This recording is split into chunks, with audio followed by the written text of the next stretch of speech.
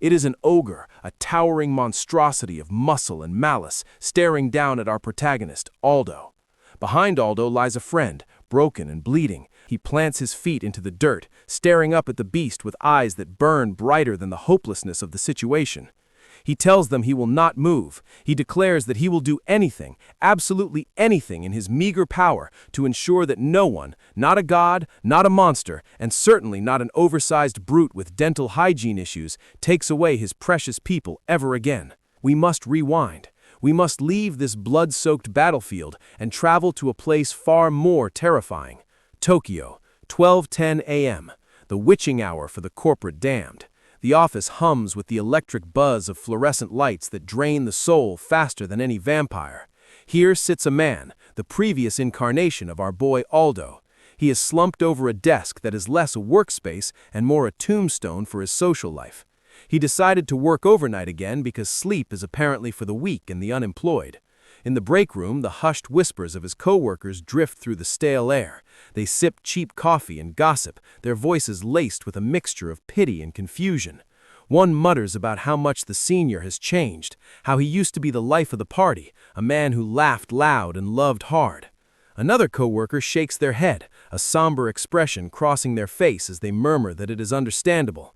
They speak of a tragedy, a shadow that hangs over all those life like a shroud. Fire. A roaring, consuming inferno standing exactly where his home used to be. The heat is unbearable, searing his skin even in the memory. He stands before the blaze, a small, helpless figure against the wrath of nature. He remembers the desperation, the way he screamed until his throat bled, but the fire simply laughed. It roared and crackled, devouring everything he held dear. He could only watch. He was only capable of witnessing his loving family turn to ash because he lacked the power to save them. Back in the office, the man who will become Aldo stares blankly at his monitor. He mutters to the empty room that work is the only anesthesia that works. Only when he throws himself into the grinder of capitalism, drowning in spreadsheets and deadlines, can he forget the sound of the fire. Then his chest tightens. It is not anxiety, it is a crushing physical blow, as if an invisible giant has squeezed his heart. Karoshi, death from overwork. As the world tilts and darkness encroaches from the edges of his vision, his final thoughts are not of fear, but of a hollow, aching regret. He laments that he has nothing to live for anyway. He lost it all in the fire. The darkness swallows him whole, a final curtain call on a life defined by loss. But the universe, in its infinite sense of irony, loves a sequel. When he opens his eyes, the darkness is gone, replaced by a blur of light and shapes. He tries to reach out, perhaps to check if he is in the afterlife's waiting room, but he freezes. His hand, it is tiny, chubby, it is the hand of an infant. Around him, voices boom like thunder, speaking a language that sounds like gibberish, yet strangely melodic. He blinks, his vision clearing enough to see two giants, no, parents, looking down at him with expressions of doting, overwhelming love. He has been reincarnated, the classic trope. But there is a twist, because the universe rarely gives gifts without strings attached. He is not alone in the crib. Beside him lies another infant, identical in almost every way. A twin brother named Elphys. He looks at his new parents, at his innocent brother, and thinks only one thing. He does not need this. He does not need precious things. Not anymore. 5 years bleed away. Aldo has grown into what the locals call a prodigy and what we might call a depressed 30-year-old trapped in a kindergartner's body. He masters complex mathematical formulas at the age of 5, solving equations that make grown men weep, leaving his tutor staring at the chalkboard with nothing left to teach. The tutor praises him, the family beams, but Aldo is a ghost in his own house. He maintains a calculated distance, a sterile buffer zone between himself and his new family. He treats them with polite coldness, ensuring that no bonds are formed, no roots are struck. If he doesn't love them, it won't hurt when they inevitably die. That is his logic. He notices with a detached curiosity that this world runs on magic. It is in the air, in the soil, a tangible force that he ignores because power requires passion, and he is trying very hard to be empty. One day, he meets his twin, Elphys, in the hallway. Elphys, or El, is everything Aldo is not, open, sunny, and brimming with naive hope. The younger twin beams at him, clutching his small wooden sword, and declares with fierce determination that he will give his absolute best. He promises to become strong so that he can support Aldo when Aldo inevitably becomes the next head of the family. It is a pure, unadulterated expression of brotherly love. Aldo looks at him and feels that familiar pang of fear, the terror of caring, and walks away. Later that day, the sun dips below the horizon, casting long shadows across the estate. Aldo's mother comes to his door, her knuckles rapping gently against the wood. She calls his name, her voice laced with warmth. Inside, Aldo sits on his bed, knees pulled to his chest. He lies. He tells her he is sick, that he cannot come out. It is a flimsy excuse, a paper shield. His mother knows he is lying. She stands on the other side of the door, and for a moment the silence is heavy with unspoken grief. Both of them, separated by a few inches of wood, begin to sob silently. The mother weeps for the son who refuses to let her in. Aldo weeps for the family he is terrified to accept. Time, however, has a way of forcing interaction. Fast forward a bit, and the family decides that what they really need is a summer vacation, a resort, a chance to frolic in nature and pretend everything is fine. They decide to take a stroll in the nearby forest, a classic activity for families who have clearly never read a monster manual. The father, taking on the role of the responsible protector, warns them that there are monsters in these woods and that they absolutely should not wander around by themselves. They come across a bridge. It is old, deteriorated, the wood gray and rotting, swaying ominously over a chasm. Aldo looks down. The bottom is lost in shadow, a drop so deep that if any of them fell, there wouldn't even be a body left to bury. He remarks on this with his usual grim precision. Sensibly, they decide that crossing a death trap is not part of the itinerary and take a detour to get to the other side, eventually settling down for a picnic. The sun is shining, the birds are singing, the sandwiches are likely delicious. For a brief, traitorous moment, Aldo forgets himself. He smiles. He laughs at something El says. He feels the warmth of the sun and the warmth of his family, and it is nice. And then, the panic strikes. It hits him like a physical blow. The smile dies on his lips. The image of the picnic is overlaid with the memory of the fire. The laughter is drowned out by the roar of flames. He looks at his mother, his father, his brother. The PTSD claws at his throat, choking him. He asks himself, his internal voice screaming, if he wants to repeat the same mistake. Why is he getting happy? Why is he getting close? He scrambles up, muttering a frantic excuse, and runs. He runs away from the picnic, away from the warmth, fleeing into the darker parts of the forest. He scolds himself as he runs, tears blurring his vision. He tells himself they will disappear too. They will leave him alone. It is inevitable. He hides in the hollow trunk of a massive tree, curling into a ball, waiting for the world to end.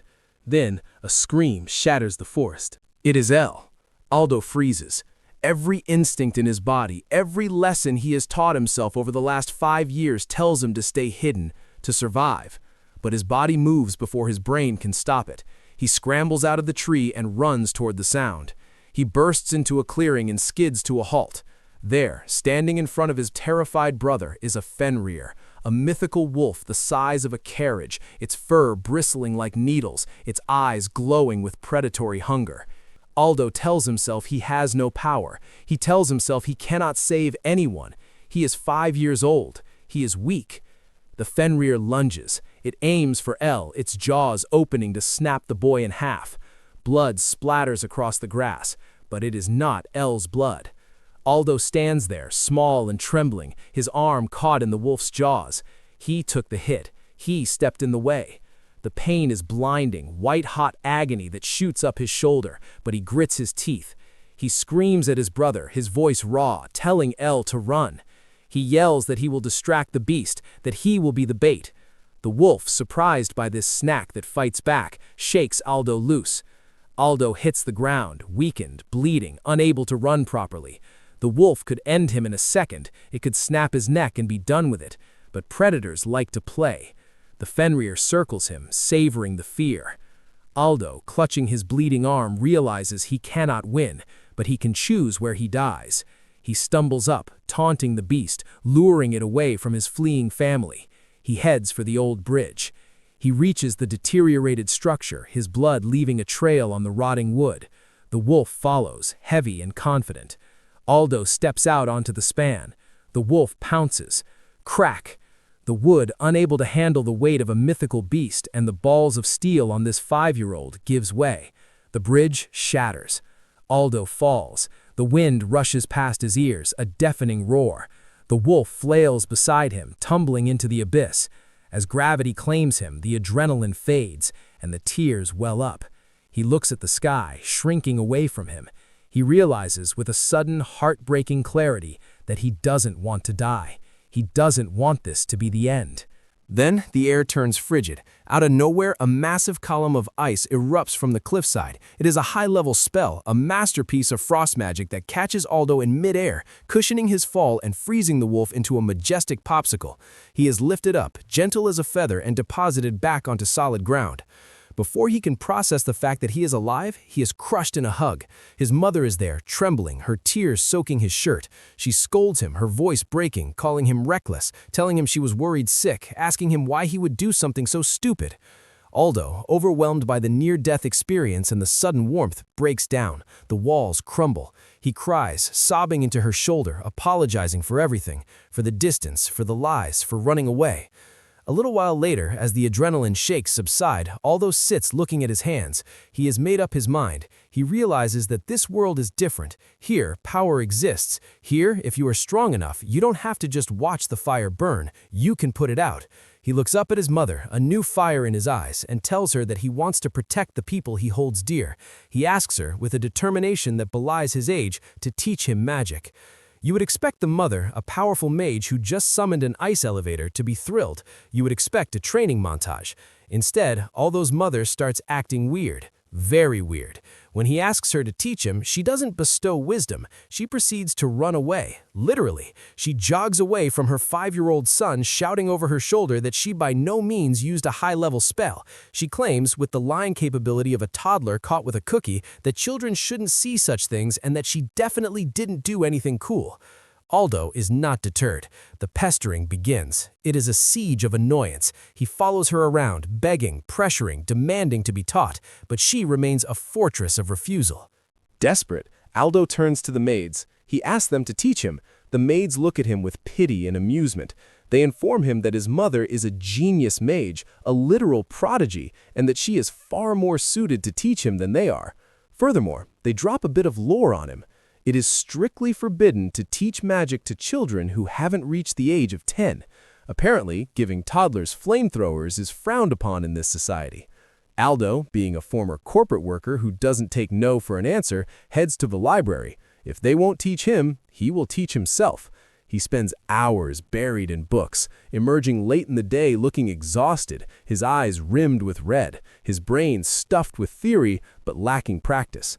He runs into Elphys in the hallway. The dynamic has shifted. Aldo no longer looks at El as a liability, but as a brother. He adores him now, showing the affection he held back for 5 years. He tells El that he has no reason to hold back anymore. He is all in. They discuss their predicament. They decide that if they are going to survive in a world with ogres and wolves, they need to become stronger together. They hatch a plan. A devious, tactical plan to break their mother's will. They approach her together.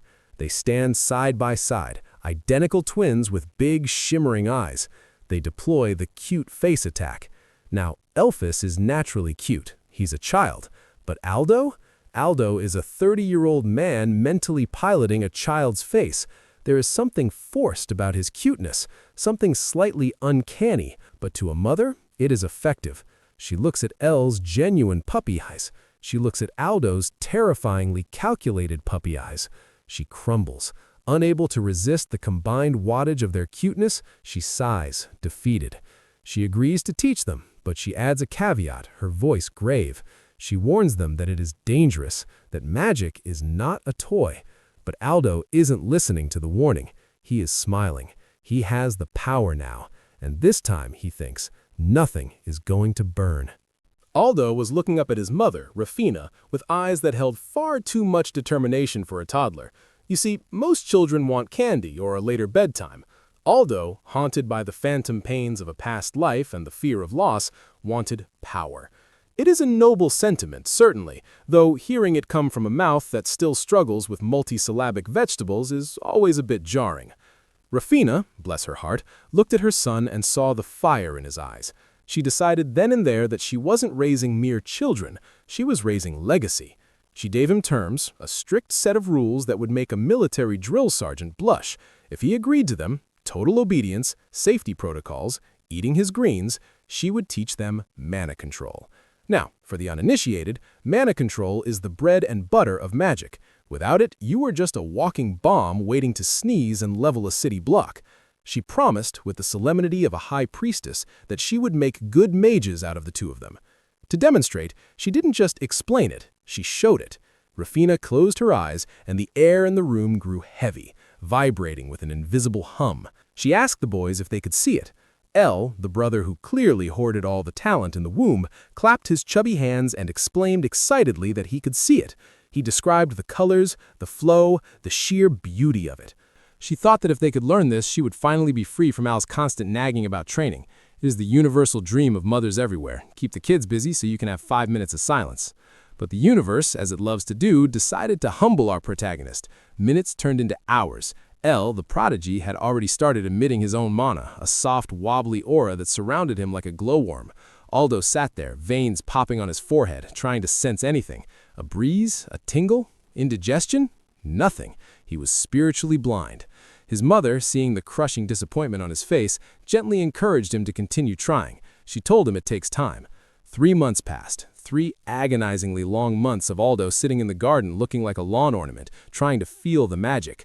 Nothing, not a spark. He was starting to think his reincarnation bonus got lost in the mail.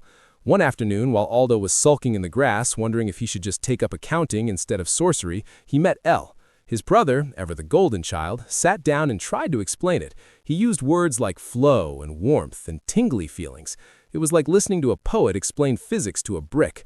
Aldo stared at him blankly. He did not understand a word El meant. Desperate, they decided to meditate together. Maybe proximity would help? They sat cross-legged, facing each other, looking for all the world like 2 tiny monks. Then El reached out and took Aldo's hands. Listen to me closely, because this is where things get weird. El smiled, that innocent, pure smile that usually precedes a disaster, and said that whenever they hold hands, he feels like they become one with one another. A sentiment that is adorable in a greeting card, but terrifying in the context of metaphysical magical theory. They closed their eyes. They breathed in sync. Rafina, who was watching from the doorway with a tray of snacks, suddenly felt a cold shiver crawl up her spine. A memory resurfaced, unbidden and violent. She remembered a forbidden research paper she had read years ago in the deepest archives of the Academy. It was about mana transfer, a technique banned for centuries. The side effects were catastrophic: soul erosion, identity collapse, death. She asked herself why on earth she was recollecting that kind of nightmare fuel while looking at her beautiful children. Then the tray dropped from her hands. Rafina saw a shocking scene. The air around her baby boys was warping. They were performing the forbidden magic, mana resonance. It wasn't just holding hands. Their energies were looping, feeding into each other, amplifying and merging. A circuit of raw power was cycling between them, growing louder and brighter with every heartbeat. When they finally opened their eyes, the first thing they saw was their mother on her knees, crying profusely.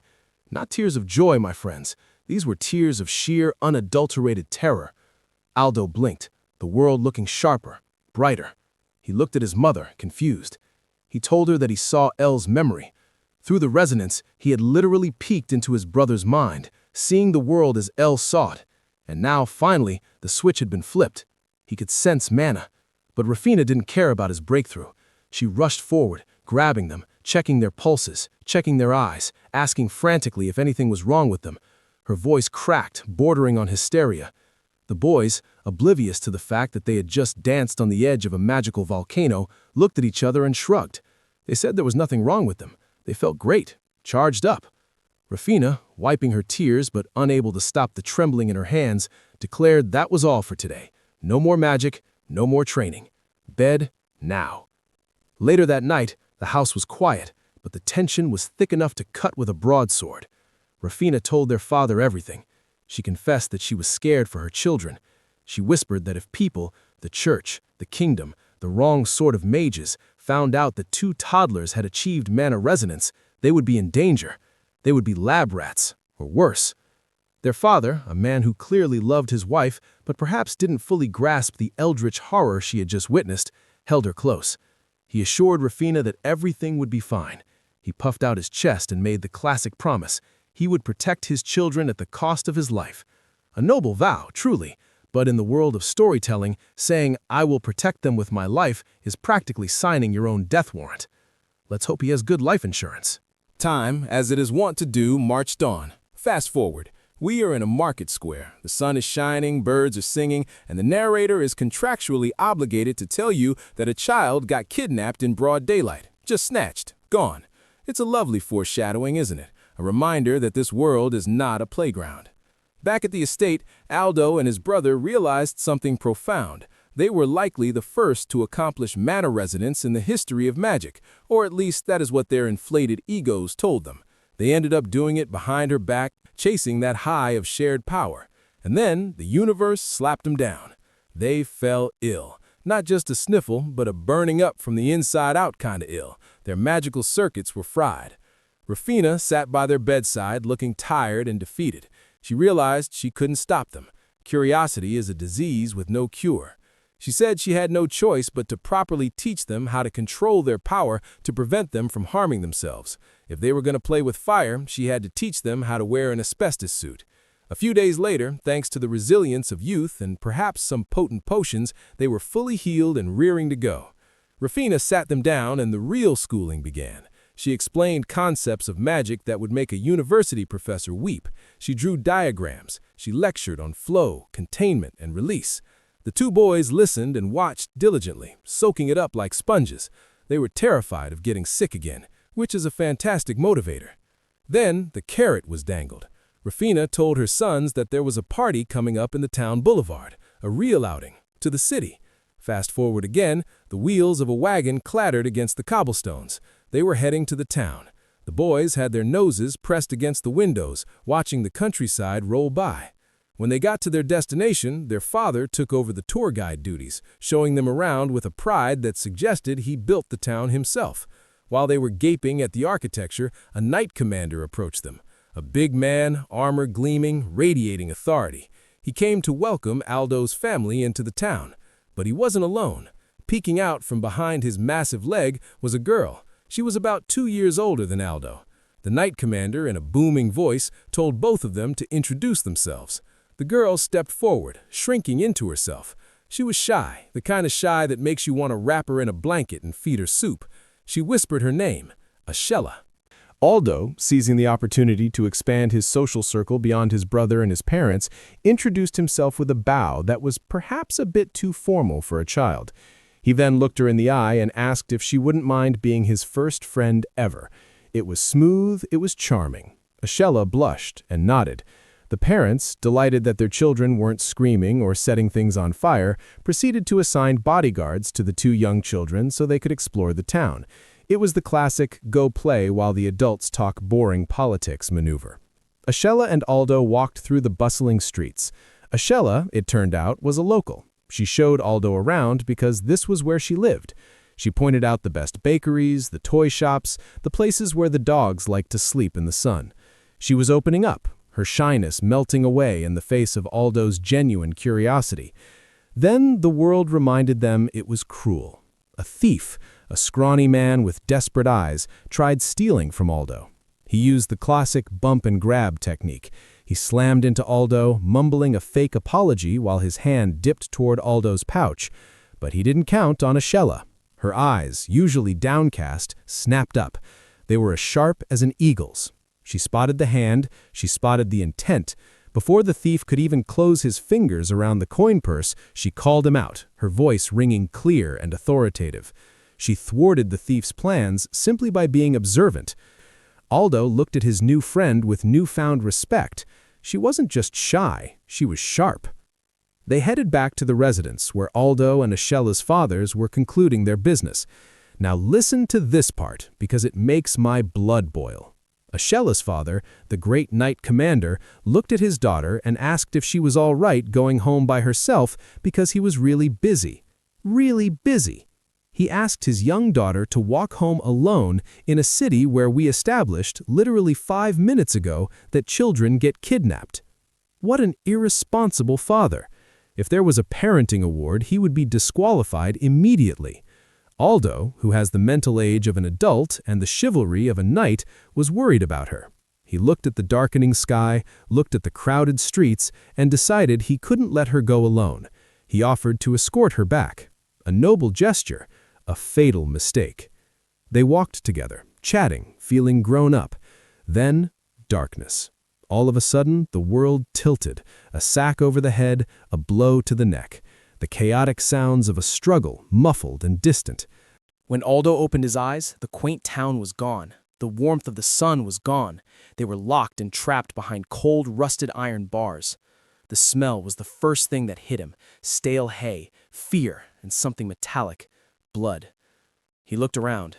Outside the cage, some of the kidnappers were sitting around a table, playing cards and discussing how much they would make from selling the kids. They spoke of human lives like cattle, haggling over prices with casual cruelty. Aldo shifted, trying to find a way out, and his gaze fell upon a dark corner of the dungeon. His breath hitched. He saw a grotesque image. Piled in the shadows were parts, children's hands, feet, discarded like trash. It was a scene from a nightmare, a visceral confirmation that these men were not just thieves, they were monsters. They were butchers. Panic began to rise in his chest, cold and suffocating. One of the kidnappers stood up, a leering grin on his face, and walked over to the cage. He wanted to check on Ashella. He reached through the bars, his dirty hand grasping for her. Aldo didn't think. He didn't calculate. He moved. He stood in the way, a small barrier between the monster and the girl. He glared at the man, his eyes burning with a fury that belied his size. He was not wanting the kidnapper to get close. But bravery, in the face of brute strength, often results in pain. The kidnapper got agitated. He didn't like being defied by merchandise. He reached in, grabbed Aldo by the collar, and started beating him up. It was brutal, fists against small bones. Aldo took it. He gritted his teeth, refusing to cry out, refusing to move aside. He was a shield. During the beating, another kidnapper looked back. He was younger than the others, his face pale. He watched the violence unfolding and something in him broke. He apologized to them, his voice barely a whisper, guilt filling his eyes. He looked like a man who had realized too late that he had sold his soul for copper coins. Aldo, battered and bruising, saw that look. He saw the hesitation. He focused. He remembered the pain of the training, the feeling of the resonance, the flow of mana. He dug deep into his core, past the fear, past the pain. Snap! Aldo broke free from his restraints. The ropes burned away or perhaps snapped under a surge of reinforced strength. The kidnappers froze. Aldo stood up, wiping blood from his lip. He raised a hand. Mana flared to life. It wasn't the weak flicker of a novice. It was the controlled, dangerous hum of someone who had looked into the abyss and learned to blink. He showed Ashella that he could use magic. Her eyes went wide, hope warring with fear. The guilty kidnapper stared. He saw the mana. He saw the quality of the clothes beneath the dirt. He realized that they were children of nobles. This wasn't just a kidnapping. This was high treason. This was a death sentence. Aldo then proposed a deal to the man. "I have a plan," he whispered, his voice steady despite the swelling on his jaw. "To save you, and to save her." The kidnapper froze, the key to the cell heavy in his pocket, as the boy who should have been a victim began to dictate the terms of their survival. And that, my friends, is where we leave them, in the dark, with monsters on one side and a desperate gamble on the other. Until next time.